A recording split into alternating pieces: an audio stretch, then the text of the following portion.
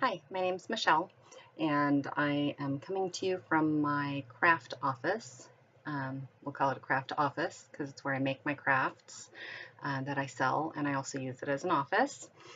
Um, so I am actually creating this video because I want to make people aware of um, the stigma and the bias that goes along with having fibromyalgia or other chronic issues. I lived in the Puget Sound area of Washington State for over 30 years. And while I was there, I had really good medical care. But we chose to move from Washington State primarily because we could no longer afford to live there. It was actually far too expensive for us on my husband's military retirement for us to live there any longer. And so we moved to Halifax, Nova Scotia. I'm a Canadian dual citizen, Canadian and American, and we wanted the kids to go back to Canada to see what it was like. Um, and we actually had to come back really quickly because the healthcare there is far worse than it is here. And it was costing us an absolute fortune to live there and to have my medications for my chronic illnesses covered. We paid everything out of pocket, including just like getting a doctor's note for work. Those all come out of pocket, everything, and you pay for those. It's an extremely expensive place to live, and honestly, I hope the Canadian government fixes that and starts helping people because people are waiting far too long to see specialists. People are almost dying in the emergency rooms waiting to be seen, and um, emergency rooms are closing down periodically just because there aren't enough doctors.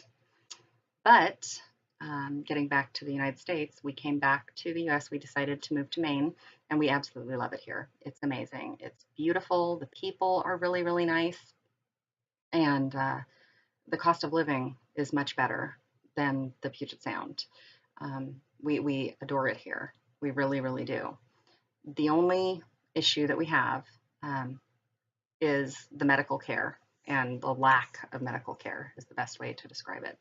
Um, since we arrived, I have been to the emergency room twice, to the primary care doctor that I have been assigned 3 times, and to another clinic twice or 3 times. I'm going to say 3 times.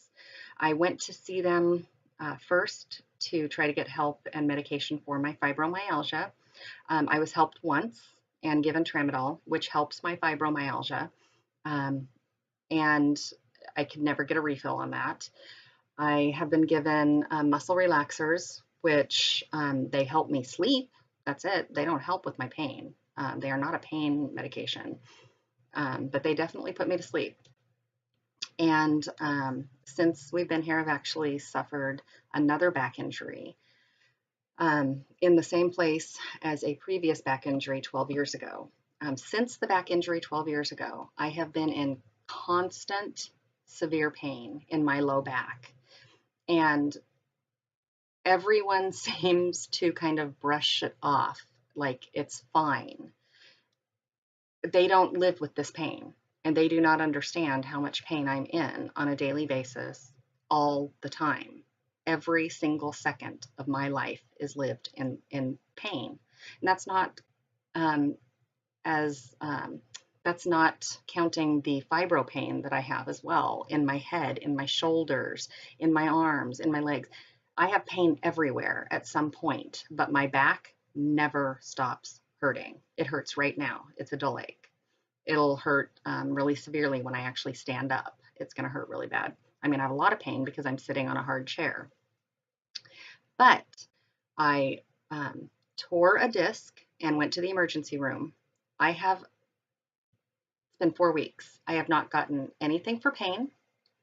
And I have actually been told at the doctor's office that there is nothing there, even though the emergency room doctor actually said that there's a tear. And I have the disc that shows, and paper that shows that there's a tear in my disc.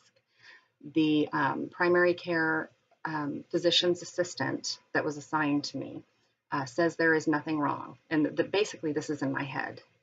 Um, I am tired of being pushed around by the medical community. When I have pain that I never had prior to injuring my back, pain that I live with on a daily basis that makes me cry, makes me sit down and burst into tears, makes me frustrated, makes me angry, makes me sad.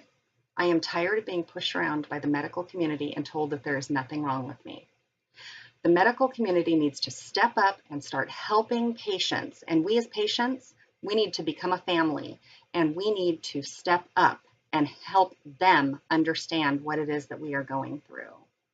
I do not want to sit in my house and be a blubbering mass when I can have a life like I used to, when I can take tramadol for my pain that helps my pain, helps me to be able to exercise, get out and have a life.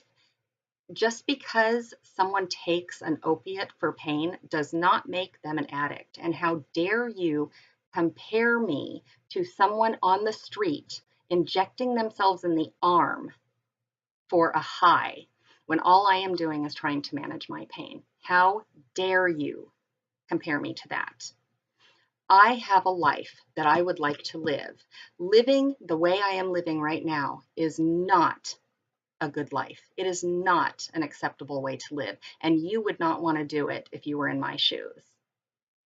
I am asking the fibro community to step up and send me your stories. Send me information about what you go through, because I want to attack this at a personal level, and I want to have doctors hear us. I think it's important to take back our medical, our right to medical treatment. The doctors today, within just a year, have become so scared of helping patients with chronic pain that everyone has been turned away. And it's unacceptable. It's not right.